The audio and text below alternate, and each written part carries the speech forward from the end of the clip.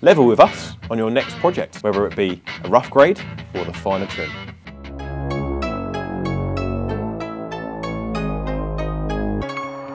So what is a grading bucket or grading beam? A grading bucket is really what it says on the tin. It's a long, shallow profile bucket, different to the digging buckets, suited specifically for grading and profiling areas, and is typically the width of your machine.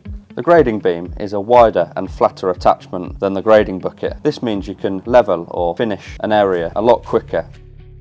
It's a final trimming tool for the end of your project. It's been developed to be used instead of the reverse of your grading bucket. Using the reverse of your grading bucket will reduce its lifespan. The thicker bottom on this attachment means you can carry out these jobs without worrying about that wear and costing you more money.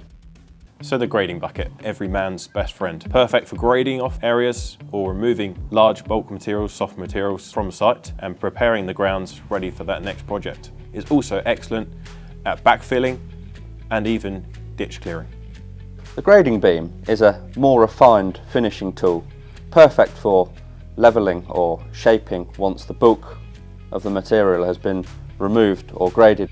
The grading beam is perfect for levelling aggregate, such as pea shingle on a driveway or larger area, or topsoil for your final landscaping team.